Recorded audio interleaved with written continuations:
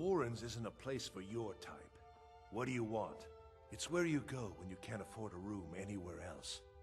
About the time they opened the mines, someone got the idea to throw beds in here. Laborers, the sick, the lame, we're all here. That's right. Welcome to Markarth, traveler. Thank the Divines you can choose to live somewhere else. Uh-huh.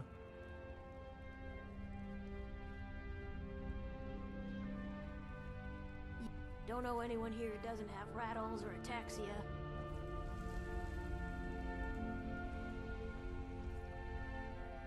They say the drowned don't suffer.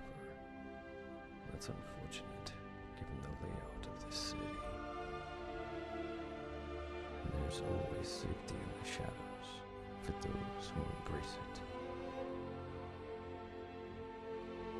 No, stranger. A mortal does not retreat to the shadows. He's drawn to them. But you, I'm not so sure. Your heart beats with neither pity nor malice. Your bones speak in an unfamiliar tongue. Typically, the Warrens only beckon those who seek death. Can you hear it? Such sweet music.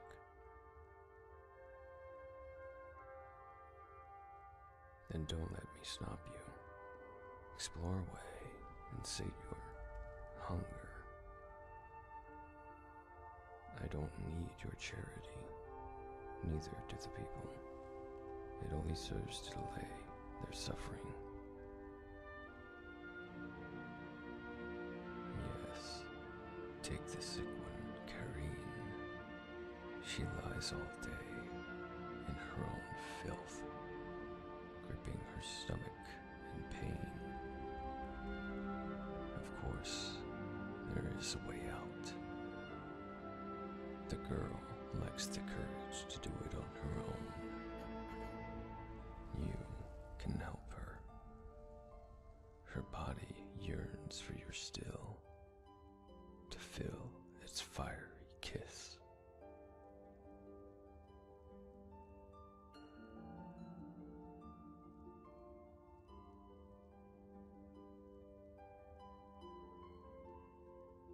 There's only one solution that's permanent: death. An astute observation. Most are too quick to trust their eyes, even as their blood curdles inside. Others don't trust their eyes enough. It's how I hide in plain sight, outside the very walls they seek to trap me in. I would ask you the same. Your body is unlike the others. It doesn't betray your thoughts. I'm curious as to why. You're right. But that anger tells me everything I need to know. Agreed. I will tell you what I am, and you can respond as you see fit. To put it bluntly, I am a killer. Just as mothers nurse their young, and a thief is compelled to steal, I crave the kill. When a pack of wolves grows too large for the forest, the pack must devour the young or risk starvation. The wolves die, the rabbits return. This is how death protects life.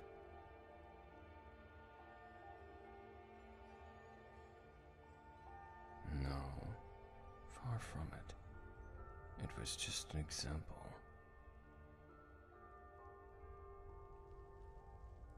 True, there are many who pursue me, some of whom don't even know the face of their quarry. But as of this moment, it's sellswords who chase me. I was near a small hamlet south of Forsworn when the skin of a man molted in bruises and calluses called for my blade.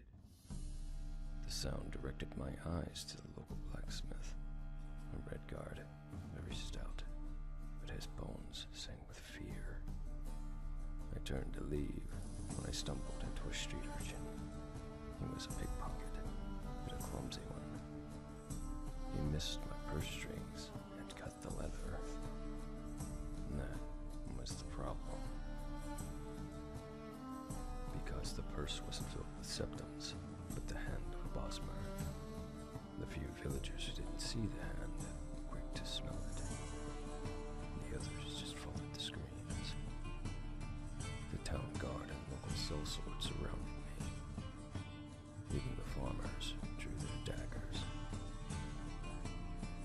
By submitting, I planted the idea I was worth more alive than dead. And the smaller the company, the bigger the share. It didn't take an oracle to see what would happen next. The sellswords were quick to turn on the guards, and even quicker to turn on themselves. The ones that remained were easy prey. I keep the body parts that play the sweetest music. Some require fine-tuning. You might see me at the tanning rack, but it isn't leather I'm crafting. Yes, I've heard tales that the Order is extinct. Still, if lives are left to flourish, then death will flourish, and the shadow skills will return. Mortals are like instruments, and they all make their own sound. Whether it's the creak of an old man, or the squeal of a young child, their throes of panic are sweet, their cries to the gods divine.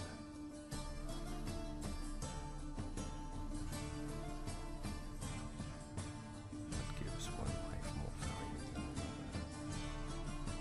The bones of 1,000 corpses lay behind you, being gone at the suggestion by a hard child. An innocent child is like a glass of unspoiled wine. Only in the void can they be preserved. To each his own.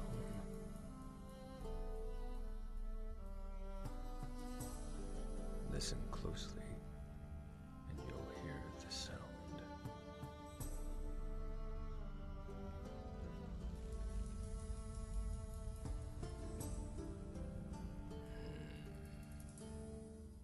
Your eyes whisper such beautiful music. They say the drowned don't suffer. That's unfortunate, given the layout of the city.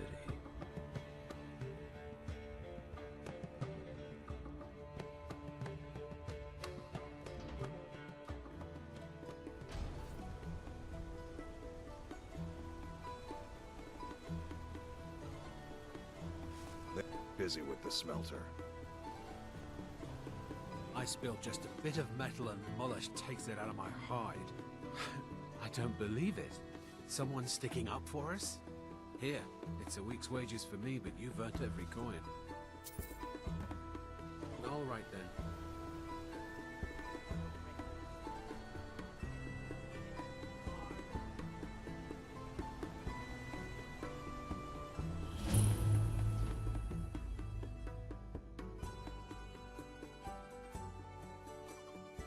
It's down the stairs, dear. Just come right in. I'm Bothela's assistant.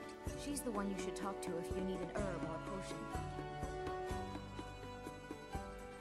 The Hag's Cure is here for all your discreet needs. Comes with living to a ripe old age.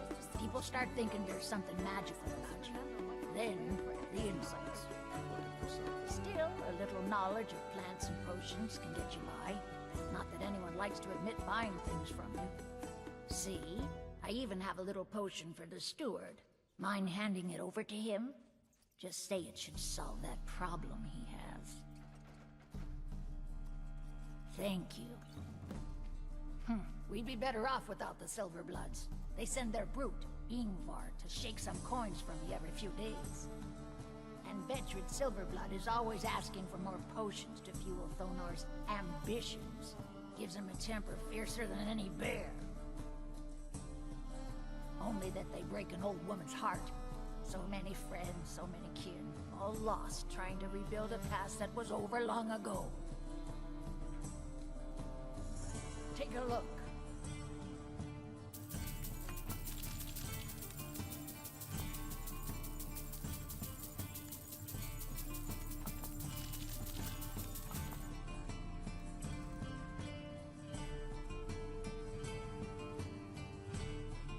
Now, you let me know if you need a cure or anything else.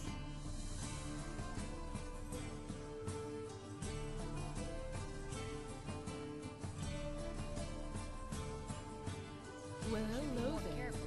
It isn't often I'm allowed to gaze upon such a flawless beauty. While the temple isn't taking on new students, perhaps you wish to rendezvous at the inn for personal lesson.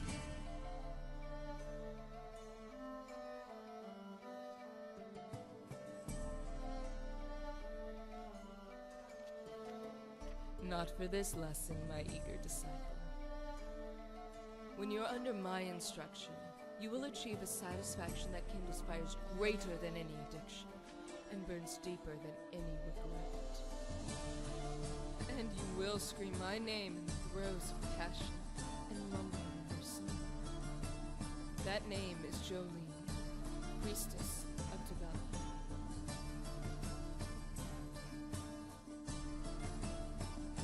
Mother Amal and the other sisters are more than capable of finding the right to be our next Sibyl. Although it seems to me we need not a Sibyl to guide us along the path of passion. We need only listen to our voice. For it's the moistness of our mouths, the throbbing of our hearts, and the warmth of our loins that Dibellan truly speaks to us. You can guess for yourself which part of I listen to the most.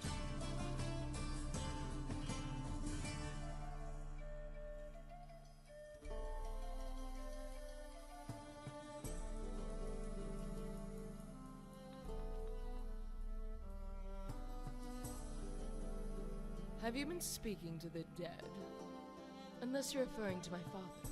He certainly does act like a woman the way he fawns over men. Ha! Gay! I still think he was the one who stole my first boyfriend. And not the neighbor girl with the skin like mammoth cheese. After all, I betted the neighbor girl myself. And she divulged all her secrets in her sleep.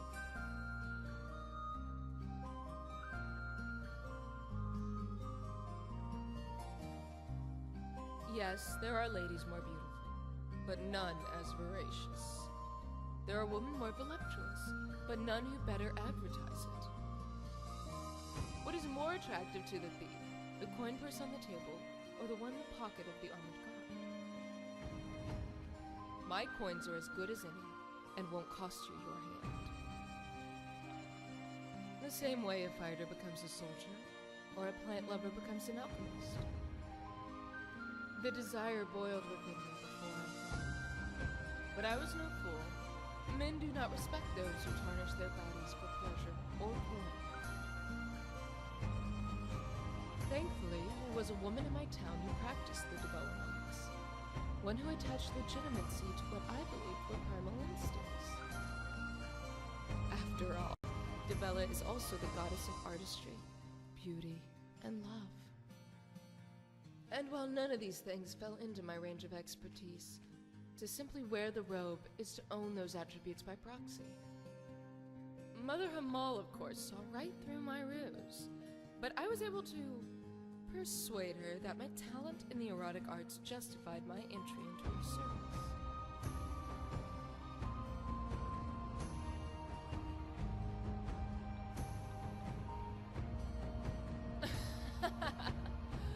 Well, I can't speak for my mother, whom I barely knew and seldom met. She left out of shame when my father revealed his appetite for men. My father did not begrudge my entering Dibella's service. Although he did make a desperate attempt to marry me to a noble's son. Not immediately. It isn't every day someone is offering the hand of a wealthy noble. It certainly piqued my interest. That is, until my father made the mistake of describing him. Suddenly, the boy's reason for courting one such as myself was clear. My father told me the boy was smart, wealthy, and good with his sword. He said he was well-spoken, courteous, and kind.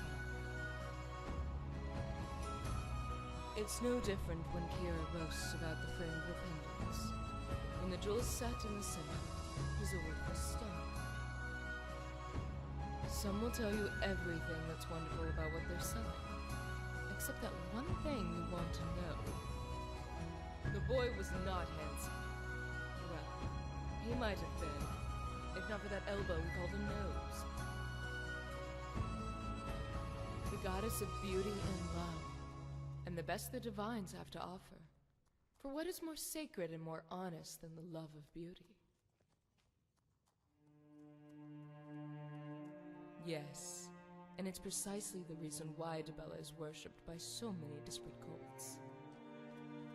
Even here, there are many divergent opinions as to what we should dedicate our lives to, particularly in the wake of the previous Sibyl's death. I do find that a good argument does lead to nights of intense passion, but mostly behind closed doors, unfortunately. Although the problems tend to still be there in the morning, I do wish my sisters would be more honest with their interpretations of beauty.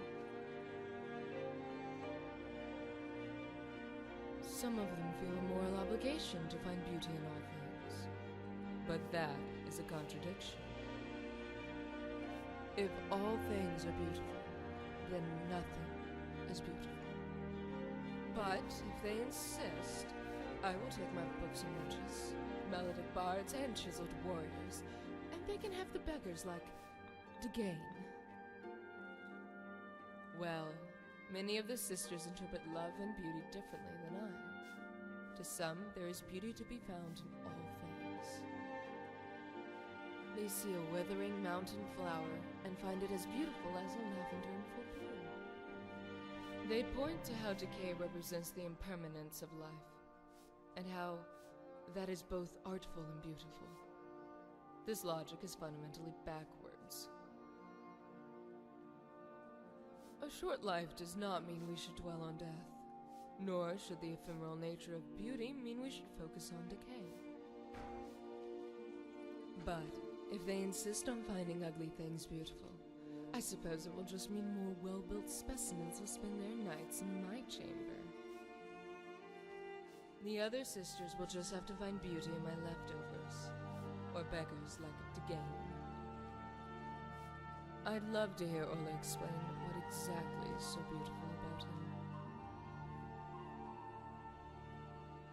I understand Bothela was quite a vixen in her day. The zeal which men pursued her was legendary. The ardor with which the miners prayed to Dibella is quite amusing. Men will pray to a goblin if they thought it would earn my favor. I've heard that in the heat of coitus, depraving your partner of air can increase sensation and pleasure. I've talked to the sisters about developing similar techniques based on the use of paralysis spells, but none of us are well versed in alteration. A young dark elf was in here the other day, but Cena turned him away. Oh, the things I would have done to that boy. Yeah, boy. Mother Hamal is a master enchanter. In fact, there is a rumor that she prefers her men clothed and on the enchanting table for this very reason. At the very moment they're sapped of their vitality, she enchants their tunic, fortifying their stamina. She continues to enchant every necklace, ring, and circlet on their person, until she feels herself properly enchanted. Until next time.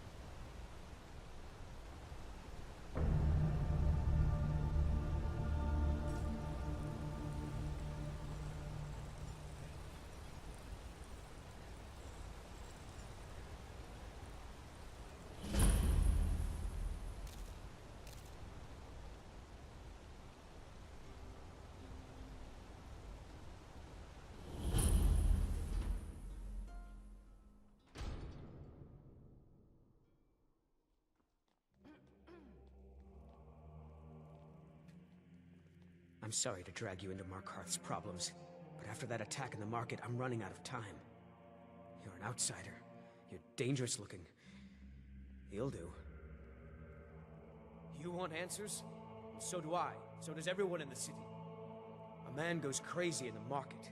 Everyone knows he's a Forsworn agent. Guards do nothing. Nothing but clean up the mess. This has been going on for years, and all I've been able to find is murder and blood. I need help. Please, you find out why that woman was attacked, who's behind Wayland and the Forsworn, and I'll pay you for any information you bring me. She's not from Markarth. The air about her screamed outsider. Visitors to the city usually stay at the Silverblood Inn. He was one of the smelter workers. I used to have a job down there myself, casting silver ingots. I never knew much about Wayland, except he lives in the Warrens, like all the other workers. They're remnants of the old rulers of Markarth, natives of the Reach, followers of the old ways. The Nords drove them out of the city, Ulfric Stormcloak and his men. That was about 20 years ago. But somehow they're still here, and they're killing people. Yes, it all started when I was a boy. My father owned one of the mines, rare for anyone who isn't a Nord. He was killed. Guards said it was just a madman, but everyone knew the murderer was a member of the Forsworn. I've been trying to find out why ever since. Gotten nowhere so far. And then I got married. Have a child of my own on the way. I swore I was going to just give up for my child's sake, but it's like my father's ghost is haunting me, asking me why. Keep your eyes and ears open.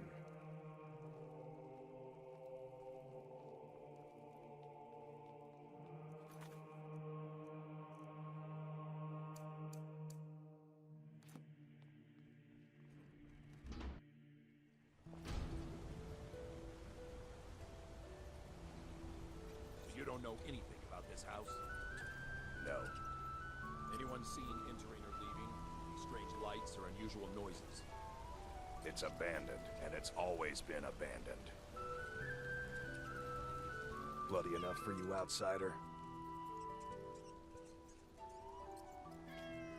Markarth, is it bloody enough for you? If I was threatening you, believe me, you'd know it. You outsiders never learn. If the Forsworn don't get you, the guards will throw you in Sidnamine to work your fingers off. Think that's water in the river? Blood and silver are what flows through Markarth, friend. It's right there in the name of the most powerful family in Markarth, the Silverbloods. They have a whole mine filled with prisoners to dig up silver ore, get smelted by workers they pay, and they own half the city. I work for them. The inn is named after them. When the guards make an arrest, they check with them first. No. I live in a nice house in solitude, where the air isn't filled with smoke from the silver smelters, and golden-haired girls shine my shield. Been here ever since I left the Bard's College. Turns out a few muscles earn more gold than a damn loot. The Silverbloods pay me, let me crack a few skulls, and keep the guards off my back. That's all I need. Jarl is who you want to talk to. Always coin to be made killing off some Forsworn in the hills. As long as you don't mind going axe to axe with a bunch of Daedra-worshipping savages who practice the dark arts. Excuse me, do you know anything about this house? Seen anyone enter or leave? I'm with the Vigil of Stendarr. I believe this house might have been used for Daedra worship, evil rites and so forth. I was actually just about to head on inside. Be good to have someone watch my back. Follow me, and keep your eyes open. Daedra are powerful creatures and tricksters. Never know what you'll